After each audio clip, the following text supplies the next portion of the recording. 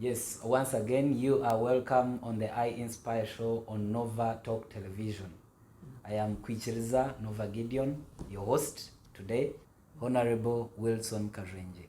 You are welcome on the I Inspire show. Thank you. Good afternoon. Thank you, Gideon, and happy to be part of Nova Inspire show. Okay, thank you so much for allowing us to have you on this show. So you may greet the viewers. Okay, good afternoon or good evening, dear viewers. The person talking to you is Wilson Twinomugisha Kajwengye. Born not few years ago, almost coming to 50 years now, a few years shy, born and raised in a rural setting. First of all, I wasn't born in the hospital. I was born at home. That's what my mother tells me.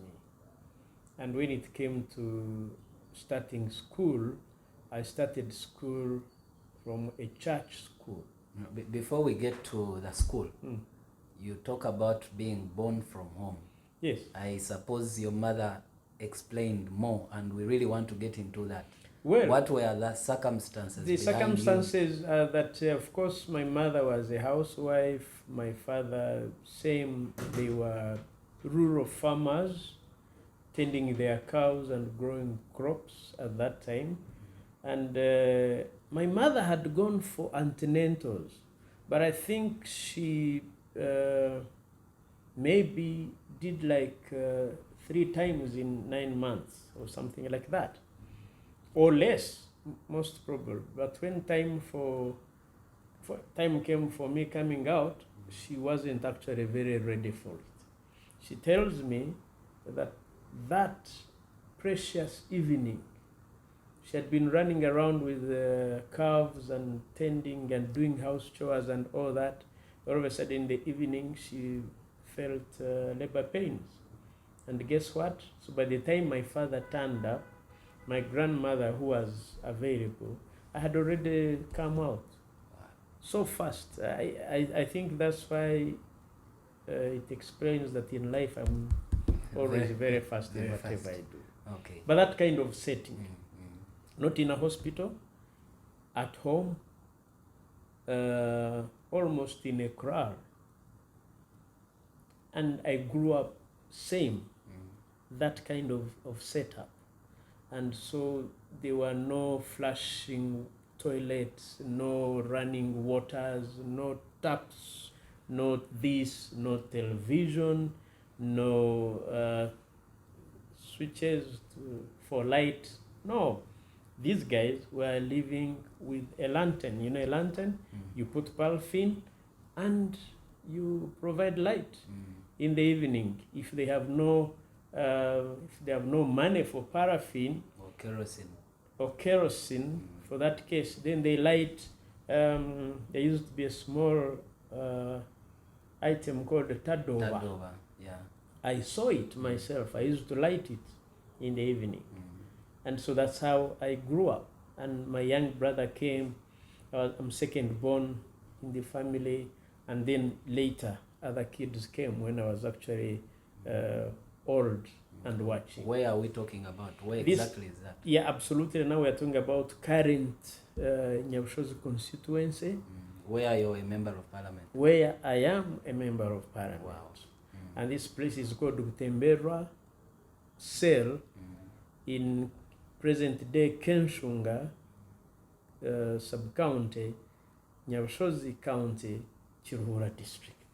Are your parents still there? My mother still lives, Lay Canon Robina Kajwengye. My father, rest his soul in eternal peace, the late George Kajwengye, went to heaven, I believe, because he was a born-again Christian. I have no reason to doubt that he's living in May his soul rest in eternal peace. May his soul rest in eternal glory. So is it your parents who stay there? Do you also stay there? Of course, later we shifted in 1996. We shifted from Chiruhura to where my home is now, which is Sanga Town Council, but still in the same constituency. But where I started school, I was same place in Butemberra. There was a church school about 4 kilometers from home. That was the nearest. 4 kilometers. 4 kilometers home was the nearest. So there was a church, and so because of a church, they put a church school. One teacher, and so you had like 3 classes, different ages. 8 years, 9 years, 10 were all crammed in the 4 walls of a church school, writing on a black slate. And then, so I started school in 1981, November. 1981. November, which term was that? No, I don't know whether term 1, but I started school in November. November. Because I know shortly after we went for Christmas. Oh. Because then, because I had gone to the same same church as my school, so a month later, I was allowed to attend Christmas. How old were you then? I must have been 8. 8. That was very late. Yes. But I suppose because of the distance, the 4 kilometers, you could not have walked that distance at if you were less yes. than that. So this church-founded school, how much did you pay for school? I can't recall, but it must have been so negligible. It wasn't the most important then wasn't amount of money that you paid.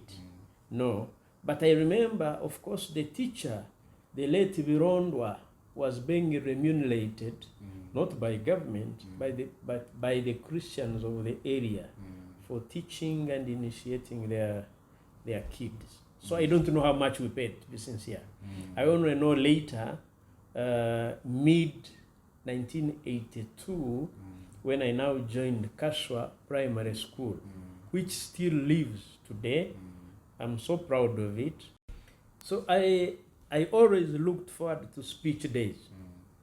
Speech days, I don't know, in the current school setup, they are not so pronounced.